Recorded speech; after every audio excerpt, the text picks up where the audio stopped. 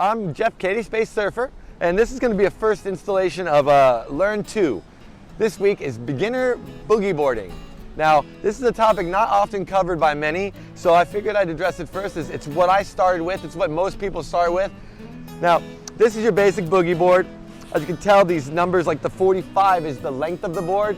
My suggestion is get the biggest board possible. The bigger the board, the more fun. Avoid the small boards if at all possible. They're just pool toys. The good boards also have a slick skin. They're smooth on the bottom, and that allows you to go a little bit faster across the water. This one in particular is not as good as it's separated. It also, as you can see, has a big line through here, and that's what they call a crease. Now that happens when a board doesn't have a stringer. So I recommend this board here, the Wave Storm, because this board actually has a stringer that runs through it that's fiberglass, and that board provides rigidity, and it also provides the board stiffness for when you're on the wave. Comes with the leash included. I always recommend using your leash. This obviously is not a personal flotation device, but it's very helpful in the water, and it's much better than going out swimming without anything. Now, let's get to your gear.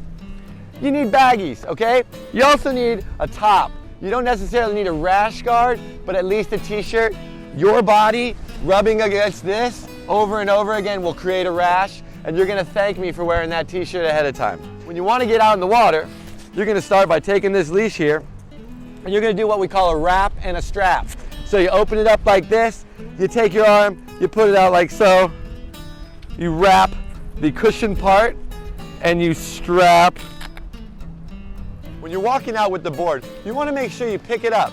I suggest holding it like so, that way the waves can go underneath you when you're walking out. Definitely don't drag it like so. See, when you go to catch a wave, what you want to do is kind of just try to anticipate it. I always look for whitewater. The bigger the pile of whitewater, the better the ride. You know, that's what beginners start on, is just catch the whitewater. Over time, you'll get better at catching those rollers. Hey, you jump in front of the wave. Jump in front of it.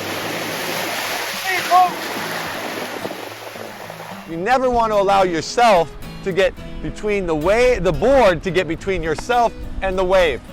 Because if the wave comes and you're here, like so, it's gonna knock you over. Make sure you don't do this!